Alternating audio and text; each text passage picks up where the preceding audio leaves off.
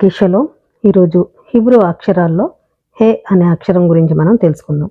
ఈ అక్షరం 5వ అక్షరం. సంఖ్య విలువ 5. ధ్వని హెచ్. అర్థము ఇక్కడ కలవరపడటం, ఇదిగో అని అర్థం. ఆలెఫ్ బెత్ యొక్క 5వ అక్షరం హే.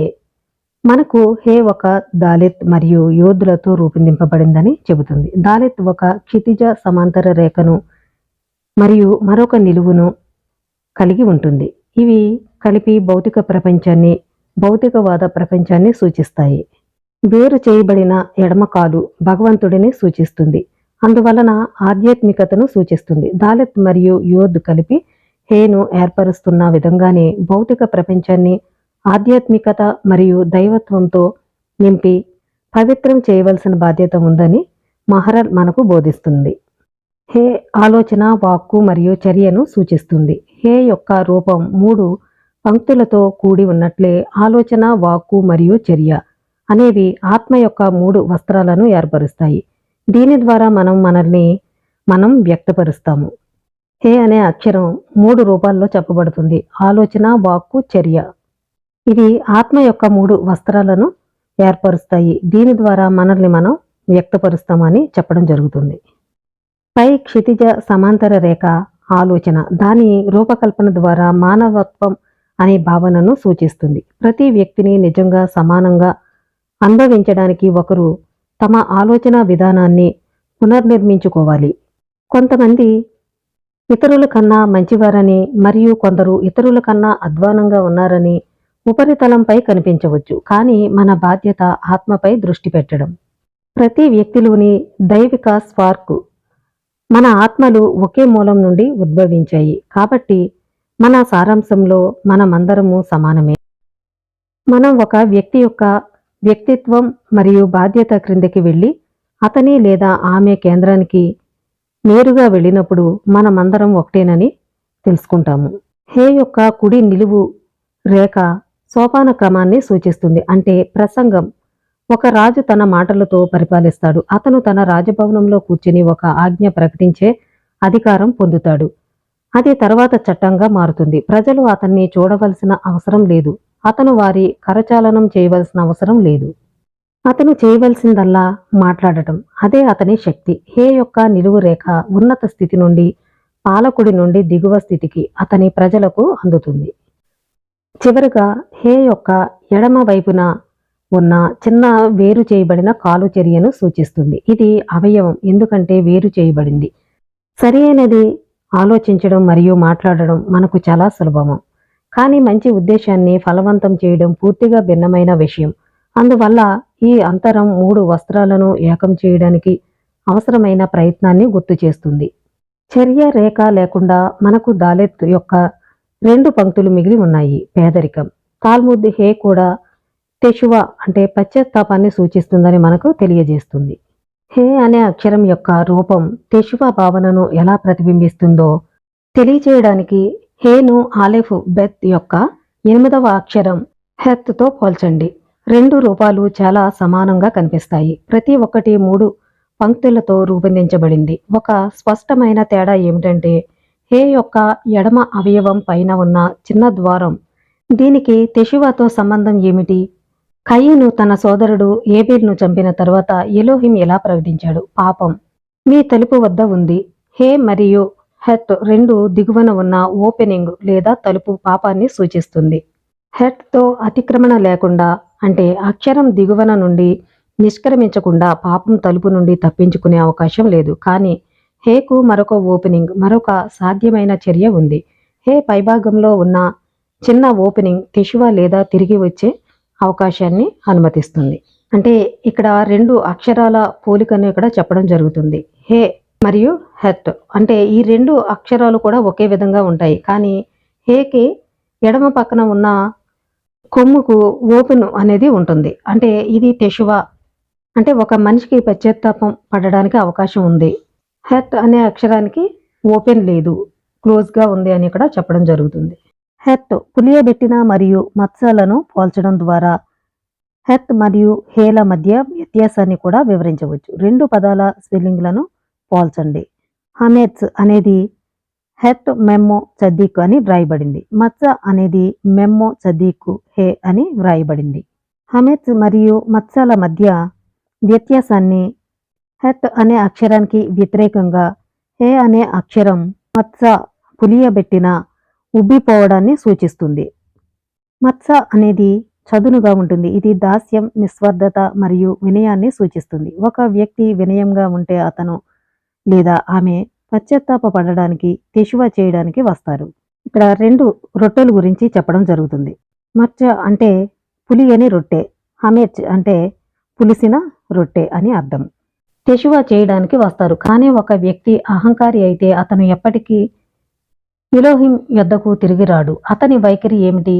నాకు ఎలోహిం దేనికి అవసరం? నేను నా స్వంతంగా గొప్పగా చేస్తున్నాను. నేను ఎంత విజయవంతమయ్యానో చూడండి.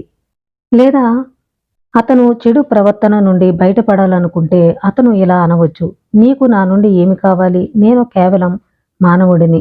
ఎలోహిం నన్ను పరిపూర్ణంగా ఉండాలని కోరుకుంటే అతను నన్ను ఈ విధంగా చేసి ఉండేవాడు. ఎలోహిం నాకు యెట్జర్ హరా ఒక చెడు ధోరణి ఇచ్చాడు. నేను పాపం చేసేలా అతను దానిని ఏర్పాటు చేశాడు. కాబట్టి నేను తెశువ ఎందుకు చేయాలి? ఒక వ్యక్తి ఎలోహిం యొద్దకు వచ్చి పశ్చాత్తాపపడాలి. అదే వానిలో గర్వం ఉండుంటే అతను ఈ విధంగా మాట్లాడటం అనేది చేస్తాడు. ఎంత విజయవంతమయ్యానో నేను చూడండి అని గొప్పగా చెప్పుకోవడం అనేది జరుగుతుంది. నేను ఎందుకు పశ్చాత్తాపడాలి? ఎందుకు ఎలోహిం యొద్దకు నేను తిరిగి రావాలి అనే ధోరణి అతనిలో ఉంటుంది. ఇంకా అతను ఈ విధంగా అనుకుంటాడు, ఎలోహిం నన్ను పరిపూర్ణంగా ఉండాలని కోరుకుంటే అతను నన్ను ఆ విధంగానే చేసి ఉండాలి. ఎలోహిం నాకు యెట్జర్ హరా అంటే ఒక చెడు ధోరణి ఇచ్చాడు. నేను పాపం చేసేలా ఆయన నన్ను ఇలా ఏర్పాటు చేశాడు. కాబట్టి నేను తెశువ ఎందుకు చేయాలి అని చెప్పడం జరుగుతుంది. అహంకారి పశ్చాత్తాప పడడానికి ఎటువంటి కారణం లేదు. అతను తన మార్గాల్లో చిక్కుకున్నాడు మరియు తన తప్పులను అంగీకరించలేడు. అహంకారి పులిసిన పిండితో ఉబ్బిపోతాడు. మరోవైపు హే మచ్చ లాంటిది చదునుగా మరియు పరోపకారంగా ఉంటుంది. దాని రూపకల్పనలో ఒక వ్యక్తి వినయంగా ఉంటే అతను దాటడానికి ఒక ఓపెనింగ్, ఒక ఖాళీ ఉంటుంది. హే అనే అక్షరం మానవుడు వినయాన్ని స్వీకరించడం, పశ్చాత్తాపానికి ద్వారం. తెశువ అంటే పాపం చేసినందుకు పశ్చాత్తాపం చెందటమే కాదు, దాని అర్థం ఒక ముఖ్యమైన స్వభావానికి తిరిగి రావడం అని మనం అర్థం చేసుకోవాలి. అందువల్ల తెశువ ప్రతి వ్యక్తికి, ఎప్పుడూ పాపం చేయని అరుదైన వ్యక్తికి కూడా సంబంధించినది. మషియాకు వచ్చినప్పుడు అతను నీతిమంతులను కూడా పశ్చాత్తాప పడేలా చేస్తాడని జోహార్ మనకు చెబుతుంది. చాలా మంది అనుకుంటారు, నేను ఎందుకు పశ్చాత్తాపడాలి, నేనేం పాపం చేయలేదు అని అనుకుంటారు. కానీ ప్రతి వ్యక్తికి కూడా తెశువ అనేది అవసరం అని ఇక్కడ చెప్పడం జరుగుతుంది. వారి స్థాయితో సంబంధం లేకుండా వారు ఎల్లప్పుడూ మెరుగ్గా ఉండగలరని ప్రతి ఒక్కరూ గ్రహిస్తారు. వారు నిరంతరం ఎలోహిం దగ్గరకు రాగలరు. మన ఆలోచన, మాట మరియు చర్యలను పరిపూర్ణం చేసుకోవడం ద్వారా మనం దీనిని సాధించవచ్చు. మనం మనల్ని పరిపూర్ణం చేసుకున్నప్పుడు ఎలోహిం సహాయం చేస్తాడు. దీవెన వర్షం కురిపించడం ప్రారంభమవుతుంది మరియు పంటలు పెరగడం ప్రారంభిస్తాయి. అంటే ప్రతి మనిషి కూడా పశ్చాత్తాప పడడం అనేది చాలా ప్రాముఖ్యమైన విషయం అని ఇక్కడ చెప్పడం జరుగుతుంది. అప్పుడు మనం పరిపూర్ణత దశకు వెళ్ళడం అనేది జరుగుతుంది. ఆ సమయంలో ఎలోహిం యొక్క దీవెన వర్షం మన మీద కురిపించడం అనేది జరుగుతుంది. ఇంకా పంటలు పండడం, పెరగడం ఇవన్నీ కూడా జరుగుతాయని చెప్పడం జరుగుతుంది. హే యొక్క సంఖ్య విలువ 5. హే ఆలోచన యొక్క మరియు చర్య యొక్క వస్త్రాలను మాత్రమే సూచిస్తుంది. కానీ ఈ వస్త్రాలు మొత్తం 5 అంశాలను కలిగి ఉంటాయి. హే రూపకల్పనలో చర్యలను సూచించే రేఖ. హే యొక్క ప్రత్యేక నిలువు భాగము. ఆత్మను 5 పేర్లతో పిలుస్తారు. నెఫెష్ శ్వాస, రువాక్ గాలి, ఆత్మ, నెషమా శ్వాస, హయా జీవితం, యెహిదా అంటే ఏకత్వము. ఈ 5 పేర్లు వాస్తవానికి ఆత్మ యొక్క 5 స్థాయిలను లేదా కొలతలను వివరిస్తాయి. ఆత్మకు 5 పేర్లు ఉన్నాయని చెబుతున్నారు. అయితే వాటి గురించి వివరంగా ఒక్కొక్క దాని గురించి తర్వాత వీడియోలో మనం తెలుసుకుందాం. హే అనే అక్షరంలో ఎడమ వైపు ఓపెన్గా ఉంది.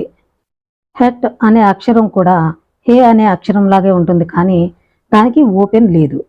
హే అనే అక్షరానికి ఓపెన్ ఉంది. అంటే ఈ అక్షరం యొక్క అర్థం ఏమిటి అంటే, ఒక వ్యక్తికి పశ్చాత్తాపం చెందడానికి అవకాశం, ఒక మార్గం ఉంది, అక్కడ ఓపెన్గా ఉంది. కాబట్టి అలాంటి మార్గం ఒక మనిషికి ఉంది అని ఇక్కడ చెప్పడం జరుగుతుంది. ఈ రెండు అక్షరాలకి తేడా ఈ విధంగా చెప్పడం జరుగుతుంది.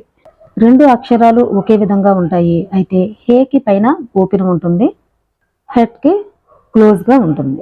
స్థాయి ఎహిద అంటే ఐక్యత. ప్రజలు సాధారణంగా ఈ ఆత్మస్థాయిని పింటెలే ఈద్ అని పిలుస్తారు. ఇది ప్రతి యూదుడు కలిగి ఉన్న తండ్రి స్పార్క్. పింటెలే ఈద్ అనేది ఎప్పటికీ కలుషితం కాని లేదా ఆరిపోని స్పార్క్. ప్రతి ఇశ్రాయేలీయుడు ఎలోహింతో కలిసే స్పార్క్. ఈ స్వీయ త్యాగ భావన ఒక యూదుడు యూదు చట్టం లేదా ఆచారాన్ని ఎప్పుడూ పాటించకపోయినా లేదా స్పృహతో అనుసంధానించబడినట్లు భావించకపోయినా ఎలోహిం తన జీవితాన్ని ఇవ్వడానికి వీలు కల్పిస్తుంది. షబ్బాతును ఉల్లంఘించిన లేదా కోషర్ కాని ఆహారాన్ని తిన్న యూదుడు వారి తలుపు మీద ఎప్పుడూ మెజూజా లేదా దాతృత్వానికి ఒక్క పైసా కూడా ఇవ్వలేదు. మీ ఎలోహిం లేదా మీ జీవితం అనే అల్టిమేటం ఎదుర్కొన్నప్పుడు ఎలోహిం కోసం తన జీవితాన్ని వదులుకోవడానికి సిద్ధంగా ఉన్న యూదుడు కూడా ఈ ద్యోతకం ఆశ్చర్యకరమైనది. ఈ పాటించని యూదుడు అకస్మాత్తుగా తండ్రి కోసం తన జీవితాన్ని వదులుకోవడానికి ఎలా సిద్ధంగా ఉన్నాడు? కోషర్ వంటి ఆజ్ఞ విషయానికి వస్తే పాటించని యూదుడు తనను తాను ఇలా అనుకుంటాడు, నేను కోషర్ తినకపోతే పెద్ద విషయం ఏమిటి?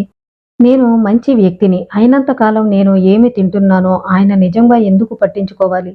నేను పంది మాంసం తింటే అది తండ్రితో నా సంబంధాన్ని తెంచుకోదు. లేదా బహుశా అతను ఇలా అంటాడు, అయితే ఇది తండ్రితో నా సంబంధాన్ని తెంచుకోవడం లేదు.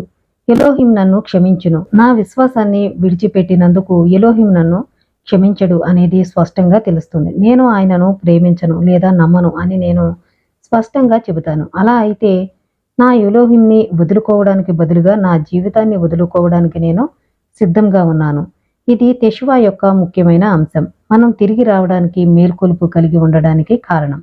ఆత్మ యొక్క ఈ స్పార్క్ మన మిగిలిన జీవితాన్ని మండిస్తుంది. అది ఎలోహింకి తిరిగి రావడానికి ఇంధనంగా ఉంటుంది.